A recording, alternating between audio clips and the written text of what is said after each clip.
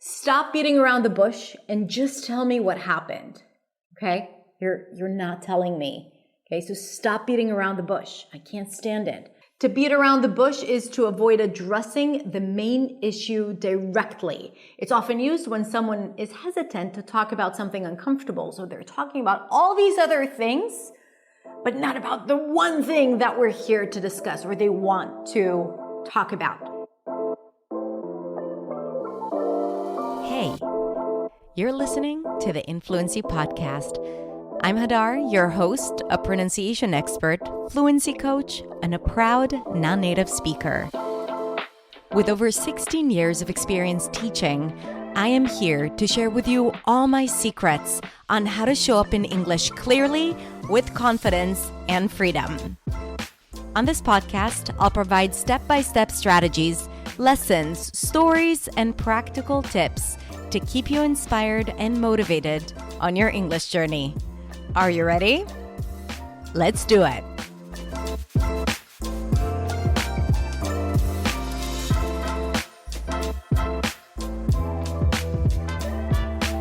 Hey everyone, it's Hadar. Today we are going to talk about 5 idioms that you cannot avoid in American English.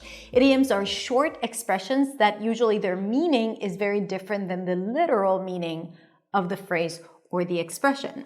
Today we are going to talk about the pronunciation of the idiom, we're going to talk about the meaning, and I'm going to give you some example sentences, and then you will have an exercise to come up with your own sentences with that specific idiom.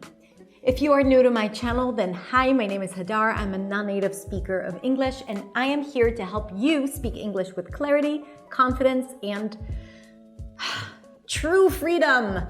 Check out my website for a lot of free content and resources at hadarshemesh.com. You can also follow me on all these channels for daily lessons on social media.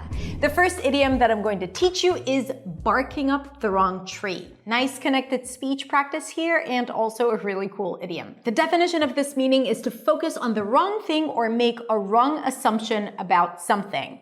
Now, it's often used when someone is blaming the wrong person for taking the wrong approach, okay? So if I'm blaming you for not doing your chores, but you've done your chores all day long, then, and I keep nagging you about it, then you need to tell me, Hadar, you are barking up the wrong tree. Okay? To pronounce this phrase, you want to connect the words together. Barking up. The stress is on up. Barking up the wrong, connect those two words together. Tree. TR together turn into a ch sound. Tree. Barking up the wrong tree.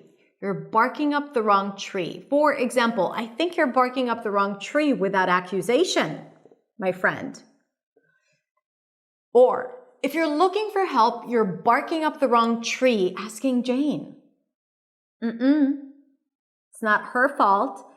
It's not her responsibility. Don't do that. Don't talk to Jane. You're barking up the wrong tree. He's barking up the wrong tree if he thinks I'll help him cheat. Okay? I'm not a cheater. It's not aligned with my values. He's barking up the wrong tree if he thinks I'll help him cheat.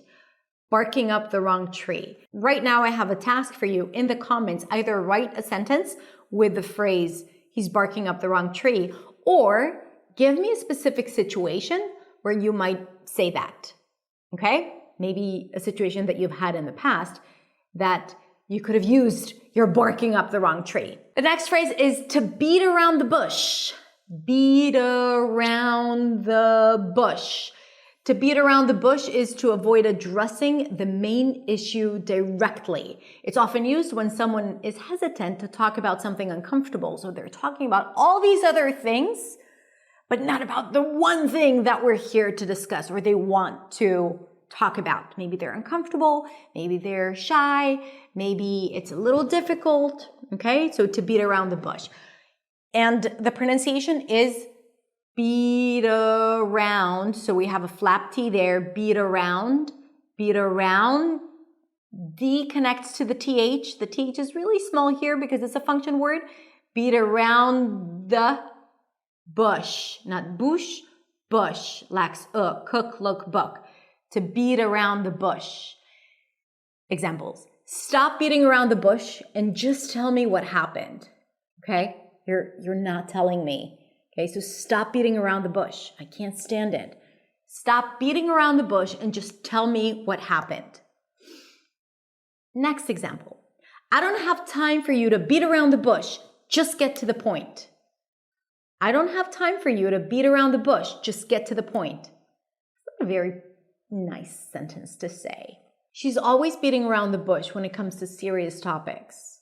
She's always beating around the bush when it comes to serious topics. Okay, so now it's your responsibility to put it into action. So write one sentence with the idiom beat around the bush, or write a certain situation where you might use this idiom, or you could have used it in the past. Okay? The next one is get your ducks in a row.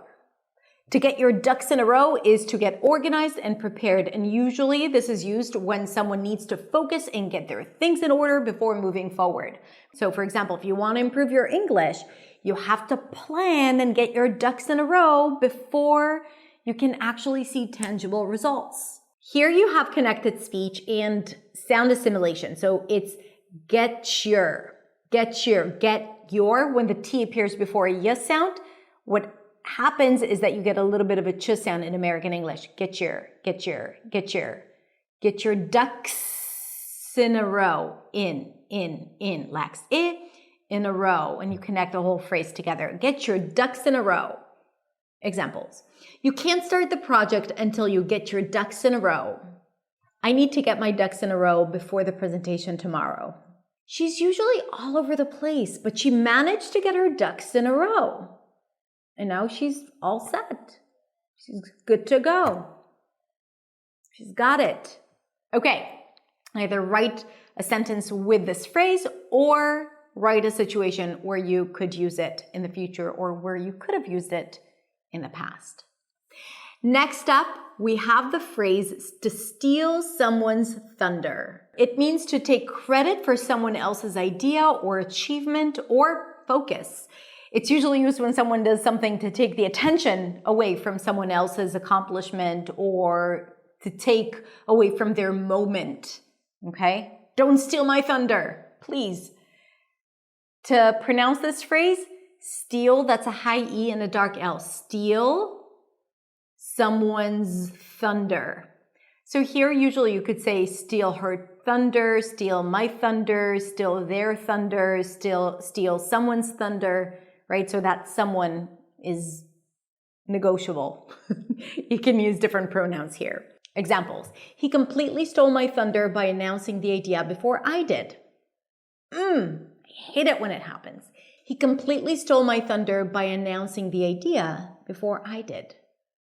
She stole his thunder when she told everyone about his promotion before he had a chance. She stole his thunder when she told everyone about his promotion before he had a chance. Why did she steal his thunder?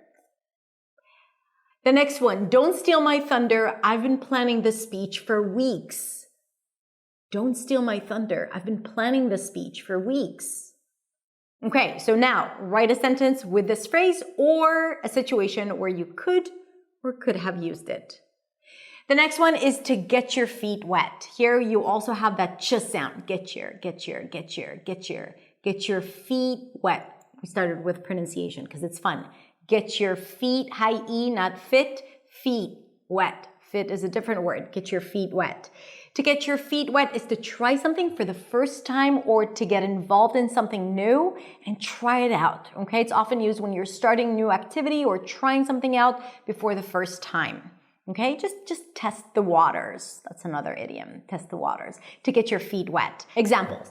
I just started my new job and I'm still getting my feet wet. Getting acquainted, I'm just like getting to know the project and the work, getting my feet wet.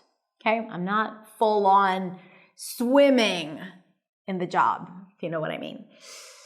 To use that imagery and metaphor. It doesn't need to be perfect right away. You need to first get your feet wet and see how it goes. Get your feet wet and see how it goes. As soon as you get your feet wet, you'll start to love it. As soon as you get your feet wet, you'll start to love it. Trust me. All right, my friends, that is it. These were 5 idioms that you cannot avoid in American English. I think they're fun. And of course, you don't have to use idioms to sound more fluent or sophisticated in English. You are already sophisticated simply by being who you are. You don't need fancy words, but it's really nice to have these idioms accessible. You don't need to know all of them, but just knowing a few is usually really cool to pull out whenever it feels right and whenever the situation requires it. And also, it's important for understanding, because sometimes you might hear it and you're like, I get it from the context, but I also have to think about all these other things right now, so I don't really get it. So I hope this video helps you explain these 5 idioms so that you can understand them and maybe even use them next time. Remember, to be able to use something confidently, you have to say it out loud quite a few times, more than the times that we've said those idioms in the video. So just say them out loud again and again and again. I'm going to write them down all in the description or the show notes if you're listening to the podcast. And then really think of situations where you can use them and even simulate the conversation, say it out loud. That is how you make it stick. That is how it's going to stay in your head and stay accessible, so you'll be able to retrieve it whenever you need it. That was a rhyme. It wasn't a rhyme because it was just the same word twice. Anyway, I hope you enjoyed it. Have a beautiful, beautiful rest of the day, and I will see you, my friends, in the next video. Bye.